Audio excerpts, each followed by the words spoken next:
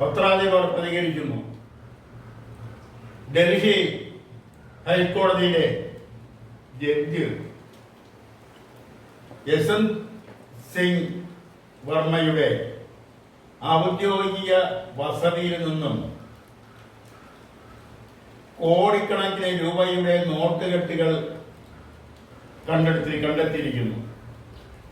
ഇത് കണ്ടെത്തിയതാവട്ടെ അഗ്നിസേന വിഭാഗവും യാദൃച്ഛ്യമായി അദ്ദേഹത്തിന്റെ ഔദ്യോഗിക വീട് ജഡ്ജിന്റെ ഔദ്യോഗിക വീട് തീപിടിക്കാൻ ഇടയാവുകയും ആ തീപിടുത്തം അണയ്ക്കുന്നതിന് വേണ്ടി ഓടിയെത്തിയ അഗ്നിശമന സേനയാണ് ഇത്രയധികം പണം കണ്ടെത്തിയത്. ഇന്ത്യയെ സംബന്ധിച്ചിടത്തോളം അഴിമതി, കൈക്കൂലി, സ്വജനപക്ഷപാതം തുടങ്ങിയ കാര്യങ്ങളൊന്നും പുതുമയുള്ള കാര്യങ്ങളല്ല. ജുഡീഷ്യറിയിൽ അഴിമതി നടക്കുന്നു, അവിടെ കൈക്കൂലി വാങ്ങുന്നു, അവിടെ സ്വജനപക്ഷപാതം നടക്കുന്നു എന്നെല്ലാമുള്ള ആരോപണങ്ങൾ വന്നു തുടങ്ങിയത് ഇന്നോ ഇന്നലെയൊന്നുമല്ല. അതിനെല്ലാം പതിറ്റാണ്ടുകളുടെ പഴക്കമുണ്ട്. കേരളത്തിന്റെ പ്രദേശ് കോൺഗ്രസ് കമ്മിറ്റിയുടെ president, KPCC president Shri K. Sudhakaran ഒരിക്കൽ പരസ്യമായി പറഞ്ഞത് സുപ്രീം കോടതി ജസ്റ്റിസ് കൈക്കൂലി വാങ്ങുന്നത് എന്റെ കണ്ണുകൊണ്ട് ഞാൻ നേരിട്ട് കണ്ടു എന്നാണ്. പിന്നീട് അദ്ദേഹം അതിനെക്കുറിച്ച് പ്രതികരിച്ചില്ല എന്നുള്ളത് വേറൊരു വസ്തുത. അത് ജുഡീഷ്യറിയുടെ നിയമ നടപടികളെ ഭയന്നിട്ടാവാം. അപ്പൊ ഇത്തരം അഴിമതികൾ അത് ഏറ്റവും മുകൾ തട്ട് മുതൽ ഏറ്റവും കീഴേ തട്ടിലുള്ള മുനിസിപ്പൽ കോടതി വരെ നടക്കുന്നു എന്നുള്ളത് സർവ്വസാധാരണമായി എല്ലാവർക്കും അറിവുള്ളതാണ്. വാറണ്ടുകൾ കുറെ ദിവസത്തേക്ക് മാറ്റിവെക്കുന്നതിന്, സമൻസുകൾ മാറ്റിവെക്കുന്നതിന്, കേസുകൾ വൈകിപ്പിക്കുന്നതിന് വേണ്ടി, ചില കേസുകൾ നേരത്തെ എടുക്കുന്നതിന് വേണ്ടിയെല്ലാം കോടതികളിൽ കൈക്കൂലികൾ കൊടുക്കുന്ന ഒരു ശീലം മറ്റു സംസ്ഥാനങ്ങളിൽ എന്ന പോലെ കേരളത്തിൽ നിലവിലുണ്ട്. എന്തിന് സർക്കാർ വക്കീലിന് കൈക്കൂലി പണമായി നൽകുന്നത് എതിർ കക്ഷിയുടെ വക്കീലന്മാര് തന്നെയാണ്. പ്രത്യക്ഷത്തിൽ നിയമ നടപടികൾ ഭയന്നുകൊണ്ട് പലരും അത് നിഷേധിക്കുമെങ്കിലും അതൊരു നഗ്ന സത്യമായി എന്നും നിലനിൽക്കുന്നു. അത് ഉടനെയൊന്നും മാറ്റിമറിക്കാനും ആവില്ല.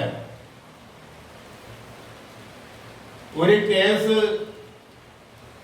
മാറ്റിവെക്കുന്നതിന് വേണ്ടി സർക്കാർ വക്കീലന്മാര്, ഗവൺമെന്റ് പ്രിയട്ടർമാര്, അസിസ്റ്റന്റ് പ്രിയട്ടർമാര് തൊട്ട് മുകളിലോട്ടുള്ളവര് പണം കൈപ്പറ്റുന്നുണ്ടോ എന്നുള്ളതും ഒരു വസ്തുതയാണ്. ഇതൊന്നും സത്യസന്ധമായി ചിന്തിക്കുന്ന ആർക്കും നിഷേധിക്കാൻ കഴിയാത്ത നടന്നു വരുന്ന അഴിമതിയാണ്. ഇതിനെയെല്ലാം അക്കമിട്ട് പറയുകയാണെങ്കിൽ അതിനു വേണ്ടി തന്നെ ഒരു ദിവസം തന്നെ വേണ്ടിവരും. ചിലപ്പോൾ ഒരു ദിവസം കൊണ്ടും പറഞ്ഞു തരില്ല. അതുകൊണ്ട് അതിലേക്കൊന്നും കൂടുതൽ കടക്കുന്നില്ല. അഴിമതി നിറഞ്ഞു നിൽക്കുന്ന ഒരു രാഷ്ട്രത്തിൽ ഇതെല്ലാം നടന്നില്ലെങ്കിൽ മാത്രമേ ആശ്ചര്യമുള്ളൂ. പണ്ടൊരിക്കൽ ലെനിൻ പറഞ്ഞതുപോലെ ജനങ്ങൾക്ക് യോജിച്ച ഭരണമേ നിലവിൽ വരൂ, ഭരണമേ ഉണ്ടാവൂ. അത് തന്നെയാണ് രാജ്യത്ത് നടക്കുന്നത്. അത് സംസ്ഥാനങ്ങളിലായാലും മറ്റ് പല കേന്ദ്രങ്ങളിലായാലും അഴിമതിയില്ലാത്ത ഒരു ഭരണം കേരളം കണ്ടിട്ടുണ്ടെങ്കിൽ അത് ഒരു പക്ഷേ എടുത്തു പറയാൻ കഴിയുന്നത് 1957 കേരള സർക്കാരിനെ കുറിച്ച് മാത്രമായിരിക്കും. അതും പൂർണ്ണമായി ശരിയല്ലെന്ന് തുറന്നു വന്ന പല റിപ്പോർട്ടുകളും സൂചിപ്പിക്കുന്നു. അന്നത്തെ തൊഴിൽ വകുപ്പ് മന്ത്രി ടി വി തോമസ് ജപ്പാനിലെ തൊഴിലാളികളുടെ പ്രശ്നങ്ങളെ കുറിച്ച് പഠിക്കാനും അത് കേരളത്തിൽ എങ്ങനെ ഉപയോഗപ്പെടുത്താം എന്നതിനെ കുറിച്ച് പഠിക്കുന്നതിന് വേണ്ടി ജപ്പാനിൽ പോയപ്പോൾ കൂടെ കൊണ്ടുപോയത് വ്യവസായ വകുപ്പിലെ പ്രിൻസിപ്പൽ സെക്രട്ടറി, ഒരു സീനിയർ IAS കാരൻ, ഒരു കുരുവിളയായിരുന്നു. പതിറ്റാണ്ടുകൾക്ക് ശേഷമാണ് ആ കുരുവിള അമേരിക്കയുടെ CIA ചാരനായിരുന്ന ഒരു കുരുവിളയുടെ അനുജനായിരുന്നുവെന്ന് തിരിച്ചറിയുന്നത്. അത് ഞാൻ കേരളദേശന്റെ പ്ലാറ്റ്ഫോമിൽ ഇരുന്നുകൊണ്ട് കണ്ണുമടച്ച് പറയുന്നതല്ല. ഇത് അന്നത്തെ മുഖ്യമന്ത്രിയുടെ പ്രസ് സെക്രട്ടറി ആയിരുന്ന പവനന്റെ, എഴുത്തുകാരനും ചിന്തകനും മാർക്സിയൻ എഴുത്തുകാരനുമൊക്കെ ആയിരുന്ന പവനന്റെ ആത്മകഥ പുസ്തകത്തിൽ ഇത് പറഞ്ഞിട്ടുണ്ട്. അപ്പം 57-ലെ സർക്കാരിൽ പോലും ഇത്തരം സംഭവങ്ങൾ ഉണ്ടായിട്ടുണ്ടെങ്കിൽ തുടർന്ന് വന്ന ഇന്നേ വരെയുള്ള സർക്കാരുകളിൽ ഇത്തരം അഴിമതികൾ നടന്നിട്ടുണ്ടെന്ന് പല കോണുകളിൽ നിന്നും വിളിച്ചു പറയുമ്പോൾ അതെല്ലാം എത്രത്തോളം ശരിയായിരുന്നിരിക്കണം എന്ന് ചിന്തിക്കാൻ കൂടുതൽ സമയവും കൂടുതൽ ചിന്താ ശക്തിയും വേണമെന്നില്ല. ഇവിടെ നടന്നിട്ടുള്ള ഓരോ അഴിമതിയുടെയും കാര്യങ്ങൾ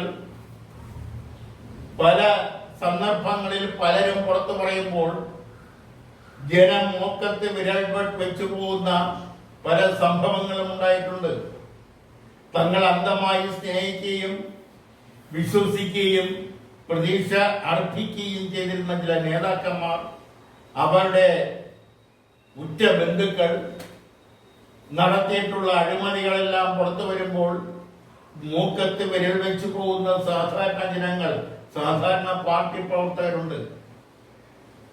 അവർക്കൊന്നും ഇതൊന്നും ഇതിനു മുമ്പ് കണ്ടും കേട്ടും ശീലമില്ലാത്തവരാണ്. അവരൊന്നും ഇതൊന്നും ആഗ്രഹിക്കാത്തവരാണ്.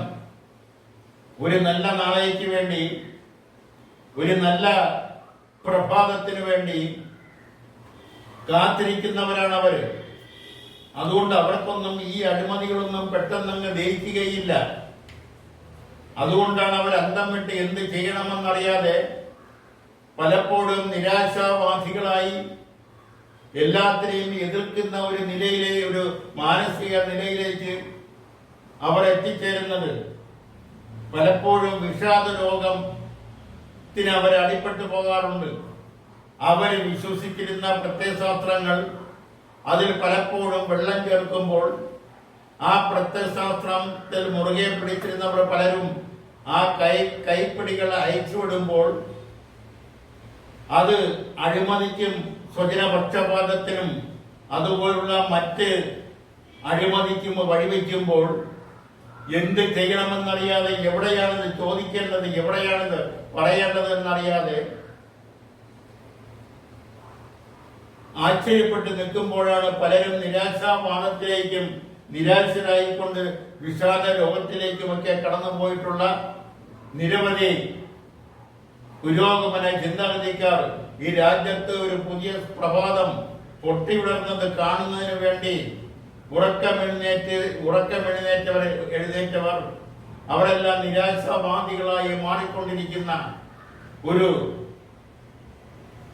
ചരിത്രപരമായ സാഹചര്യത്തിലാണ് നമ്മുടെ നാട് മുന്നോട്ട് പോയിക്കൊണ്ടിരിക്കുന്നത് എന്ന വസ്തുത തിരിച്ചറിയുമ്പോഴാണ്, അതിനെക്കുറിച്ച് അന്വേഷിക്കുമ്പോഴാണ് നമ്മുടെ നാട് എത്രത്തോളം അഴിമതിയില്, സ്വജനപക്ഷപാതത്തില് എല്ലാം മുങ്ങിയിരിക്കുന്നത് എന്ന് മനസ്സിലാകുന്നത്. ഭരണത്തിന്റെ ശീതളഛായയിൽ അഴിമതിയുടെ കൂത്തരങ്ങായി മാറിക്കൊണ്ടിരിക്കുന്ന പല സർക്കാർ വകുപ്പുകളും, ആ സർക്കാർ വകുപ്പുകൾ ഭരണം നടത്തുന്ന ഇടതുപക്ഷ ചിന്താഗതിയുള്ള, ഇടതുപക്ഷ കാഴ്ചപ്പാടുള്ള തൊഴിലാളി യൂണിയനുകൾ, NGO യൂണിയനുകൾ, അതുപോലുള്ള സർവീസ് സംഘടനാ നേതാക്കളെല്ലാം അവരെല്ലാം അഴിമതി നടത്തുന്നു. സ്ഥലമാറ്റത്തിന് വേണ്ടി പച്ചയായി തുക ആവശ്യപ്പെടുന്നു, യൂണിയൻ ഫണ്ട് എന്ന നിലയിൽ ആവശ്യപ്പെടുന്നു. പാർട്ടി ഫണ്ട് എന്ന നിലയിൽ ആവശ്യപ്പെടുന്നു. പല കാര്യങ്ങളിലും പാർട്ടി ഫണ്ടിന്റെ പേരിൽ അവർ പണം പിരിക്കുന്നു. ഇത് പാർട്ടി അറിഞ്ഞോ അറിയാതെയാണോ എന്നതിനെ കുറിച്ച് രണ്ടാമത്തെ കാര്യം. ആ നിലയിലേക്ക് കേരള രാഷ്ട്രീയവും അധപ്പതിച്ചുകൊണ്ടിരിക്കുന്നു. ഇവിടെ പുതിയ കാഴ്ചപ്പാടുകൾ വന്നുകൊണ്ടിരിക്കുന്നു. നിലവിലുണ്ടായിരുന്ന കാഴ്ചപ്പാടുകൾ പാടെ മാറ്റിക്കൊണ്ട് പുതിയ കാഴ്ചപ്പാടുകൾ, പുതിയ നയങ്ങള്, പുതിയ പരിപാടികള്, ആ പരിപാടികൾ ആസൂത്രണം ചെയ്യുമ്പോൾ അതിൽ നിന്നും ലഭിക്കുന്ന കോടികളുടെ കമ്മീഷനുകൾ, ആ കമ്മീഷനുകൾ കിട്ടുമ്പോൾ പാർട്ടി ഓഫീസുകൾ പടുത്തുയർത്തുന്നതിനെ പറ്റി, അവിടുത്തെ സുഖ സൗകര്യങ്ങളെ കുറിച്ച് പടുത്തുയർത്തുന്നതിന് വേണ്ടി അതിന്റെ വിഹിതങ്ങൾ നേടിയെടുക്കുന്നതിന് വേണ്ടി കാത്തിരിക്കുന്ന ചില നേതാക്കന്മാര്, അവരുടെ കുടുംബാംഗങ്ങള്, ആ കുടുംബാംഗങ്ങൾ നടത്തുന്ന അഴിമതികള്, അതെല്ലാം പലപ്പോഴും അക്കമിട്ടിലെത്തി ഇവിടുത്തെ മാധ്യമങ്ങൾ പൊതുജനങ്ങളെ മുന്നിൽ കൊണ്ടുവന്നത് കൊണ്ട് അതിലേക്കൊന്നും കൂടുതൽ കടക്കുന്നില്ല.